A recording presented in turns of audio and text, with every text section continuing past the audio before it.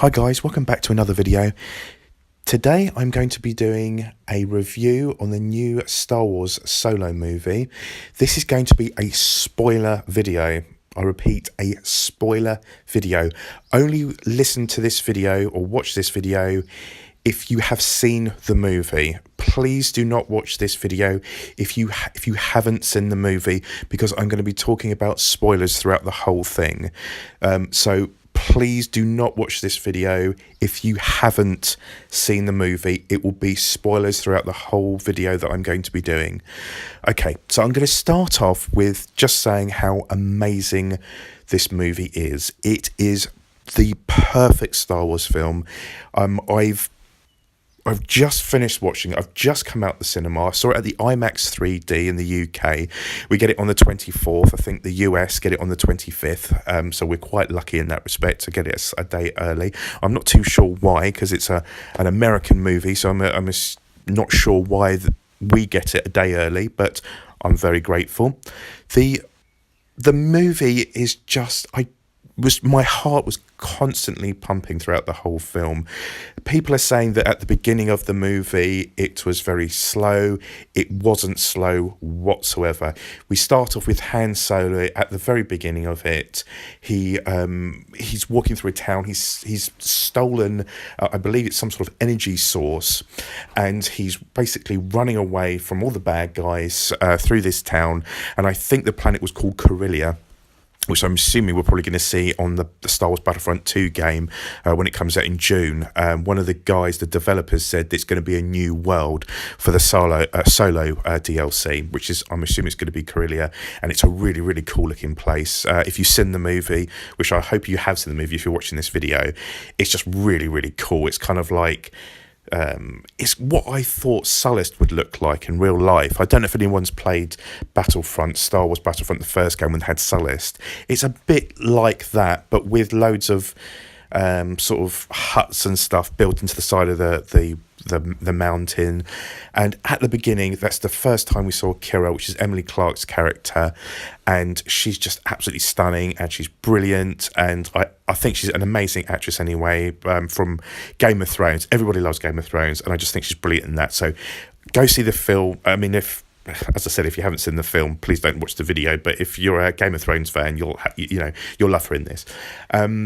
But at the very beginning, we get to see this massive sort of mafia alien boss type of thing. It's this massive like worm type of thing, and it really reminded me of the Dark Crystal. I don't know why. I can't really explain. I think it's like the voice and the creepiness and the darkness of it all, and I just absolutely loved that. And I think it's some sort of like a vampire worm type thing because of this because it doesn't like sunlight. It got burnt and it went straight back into the water.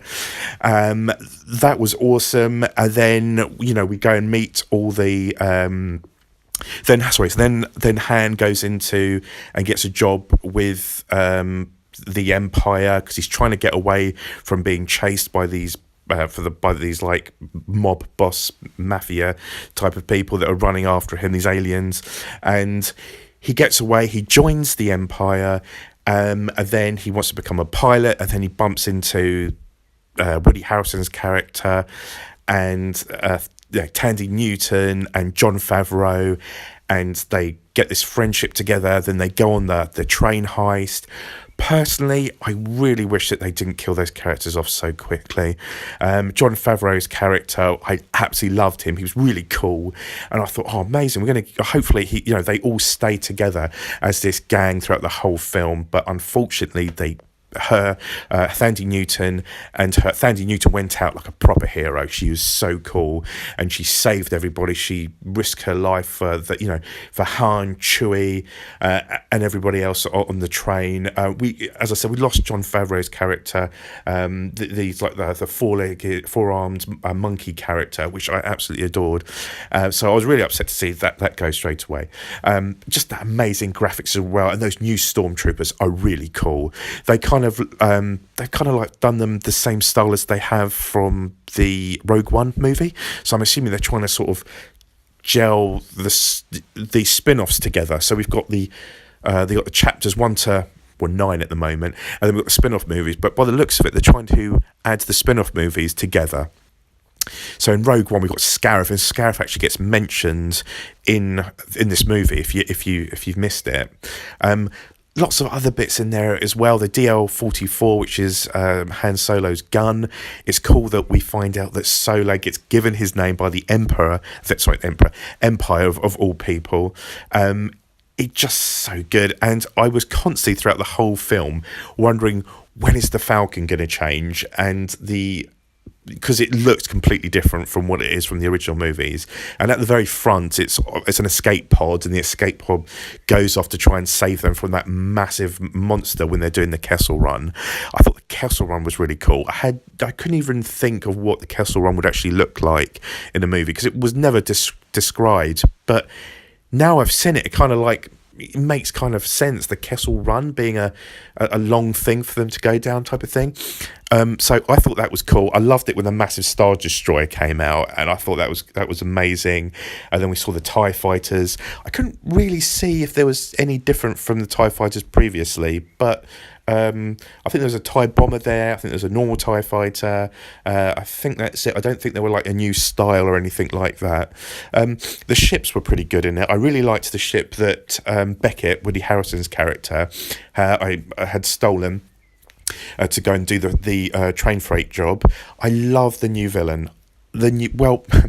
As we all find out at the very end of the movie, she's not a villain at all. The Ernest Nest character, I thought that was brilliant, and like such a pretty awesome actress that comes out of The Mask, and you really feel for them. You actually feel for all the characters. I mean, even though Jon Favreau's character and Thandie Newton's character was in it for so little, you felt for them straight away, and that's how good actors and actresses they are. You really feel for them, and one other thing, the guy that plays Solo, Alden, I think he's brilliant. I think everyone was worried about him. Everyone's thinking, he's not going to be like Harrison Ford. You don't even, when you watch the movie, you just don't even think about Harrison Ford. You just think of Han Solo as the character, not as Harrison Ford at all. Well, I did personally. And I like that actor. I personally never seen him in anything, but he's in a movie called Hail Caesar, which I've been told that I must see. So I'm going to see that as well, because I actually really like this guy. But he plays the perfect Han Solo. I couldn't imagine anyone else doing it. I don't know if you guys remember, there was a film with Blake Lively in. I can't remember the movie, and it was about where she couldn't get old, and Harrison Ford younger self was in it. It was played by this German guy, and he does the most amazing Harrison Ford impression. But I originally thought, I hope he's in it because he's going to be perfect for it. But I wasn't bothered. I really wasn't bothered at all.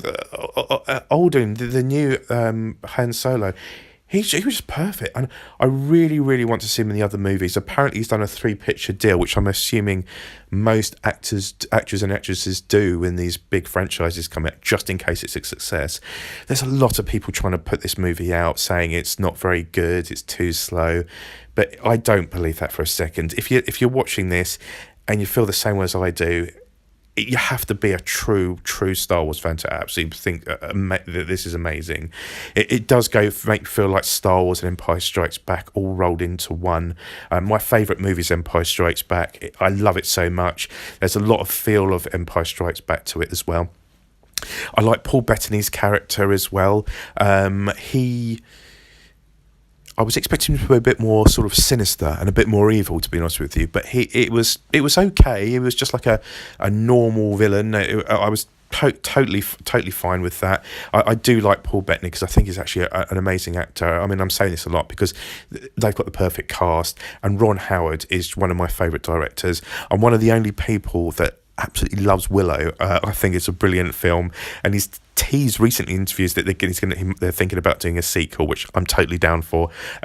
We also get to see Warwick Davis, his actual face, and he actually talks in this as well.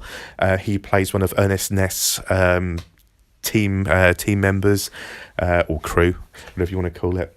But I'm saying a lot. I do apologise. I know it can get annoying sometimes. There it goes again. I just desperately want to see this film again, and I just can't honestly pick out a bad part of the film. I'm trying to think, but I just can't. It was very well paced. The action scenes were great. Special effects were brilliant. Cast was brilliant, as I've said several times in here. Directing was perfect. It really made me feel like an old 80s adventure movie, and how you felt when you watched Star Wars, the first movie, A New Hope, not Phantom Menace. I don't know many people that like Phantom Menace, but anyway, there are some good bits to Phantom Menace. Darth Maul being one. And yes, let's talk about that. I was watching it, and Emilia Clarke's character, Kira, she had just killed off Paul Bettany's character. I think his name's Voss. I really can't remember. I'm a bit blank with some of the names on there. I know them after I've done this, because I'm just constantly just thinking about parts of the film at the moment. But that was the biggest surprise I've ever seen in any movie. It utterly shocked me. I almost shouted out, "Holy shit." I was so shocked. I mean, me being a Star Wars fan, I watched everything to do with Star Wars. I've watched the whole series of droids, the whole series of Ewoks, the Clone Wars cartoon, the animated series. I've watched Rebels. Anything I possibly can to do with Star Wars, I will watch. I'll keep it. I'll save it. I'll go and buy it on Blu-ray or DVD, whatever format it comes out. I'll buy it, and I've got a shelf full of Star Wars stuff that I'm absolutely obsessed with. But it's a massive shock. I don't think people are going to think, "Oh, why? He got killed off in Phantom Menace," but for people that watched the Clone Wars and stuck with the Clone Wars for the 6 years that it came out, Darth Maul came back to life. He got his legs back with robotic legs. I mean, when I was watching the scene when Kira was talking to the hologram, you just see a robotic leg and like in a cloak, and it just didn't spring to my mind that would be Darth Maul. I just didn't even think about it for a single second. And as he turned round, I thought, guy in a cloak, robot leg, I'm just not getting it. I'm not getting it. And then he reveals himself, and it's Darth Maul. And oh my God, I freaked out something chronic. I couldn't believe it. So, I mean, was it played by Ray Park? I'm not too sure. I'm assuming he won't be in Internet Movie Database for that particular reason, for spoilers, etc. Maybe he'll get added to Internet Movie Database. If that was him, it looked like him. So I'm assuming it was. I also liked the fact that he didn't win. Han didn't win the Millennium Falcon straight away, with Lando in the poker thing, because we were all expecting it to happen straight away, but he obviously won at the end, which is totally cool. And I liked the way that Beckett was talking about a big-time gangster on Tatooine, which is obviously Jabba the Hutt. So, and at the very end, they win the Millennium Falcon, they go off, and I'm assuming they're off to Tatooine. They must be. I'm sure they mentioned that. And maybe if we get a Solo 2 movie, it's going to be all about Jabba the Hutt and the relationship they have. I do hope that Lando comes back in another adventure before the timeline of before Empire Strikes Back, because I do feel like they didn't build up a massive relationship, because when you see them again in Empire Strikes Back, you feel that they know each other really, really well, but they can only know each other so much throughout this film. It didn't feel like they were best friends or anything like that, and they had a lot of time together, really. So I'm hoping that, I mean, Kathy Kennedy, I think she's actually said that we might get a Lando movie at some point. Maybe we'll have the reverse, so it'll be a Lando and Solo movie instead of a Solo and Lando movie. I hope so. I hope we get more Lando and Solo before Empire Strikes Back timeline, because to me, it just doesn't feel that they're their best buddies, how they kind of make it out that to be in Empire Strikes Back. But anyway, that's the end of the video. Oh, I did want to mention one thing, because we saw a Mandalorian suit in the background of Voss's, Paul Bettany's villain character in the background, which is Mandalorian is the Boba Fett I guess you'd call it an army, maybe. And his outfit is a Mandalorian outfit, the helmet. And you see that in the background of Paul Bettany's character's room. But he never gets to use it, unfortunately. And we've been speculating quite a bit before then. Is Boba Fett going to be it? Unfortunately, he's not, as we all know if we've seen the movie. And I was also looking out for little Easter eggs in Paul Bettany's characters. I'm going to say Voss. I'm sorry, I know this might be annoying. I think it's Voss. And there's at the very back, there's a massive crystal skull. Is that little Easter egg to the Indiana Jones movie, the Crystal Skull movie? Quite possibly. I was trying to look around for other things because there's like heads and stuff going around the table. I was thinking I was trying to look for maybe the monkey head from the Temple of Doom when they got when they were sitting at the table when they were at India and they all had the monkey heads put on their table. I could have sworn I saw that on the table at the very back of his office. I could be mistaken. But yeah, I just love this movie. I hope all you guys are going to go see it again. Please comment down below because I'd love to talk to anyone that's absolutely obsessed with this movie, which I am, and have a chat with you guys. Please, could you like the video? Please, could you subscribe? I say please, but if you want to see more videos like this, please subscribe, and it would really help my channel out as well.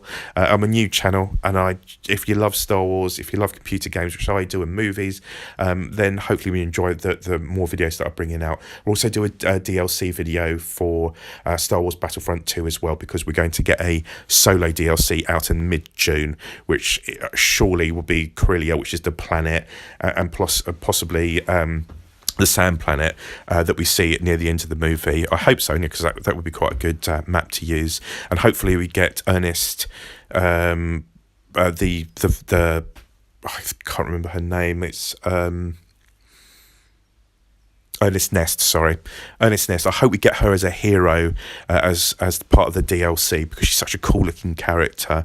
I very much doubt we'll get Darth Maul's skin anytime soon with the metal legs. Otherwise that will be a huge spoiler for people that haven't seen the movie.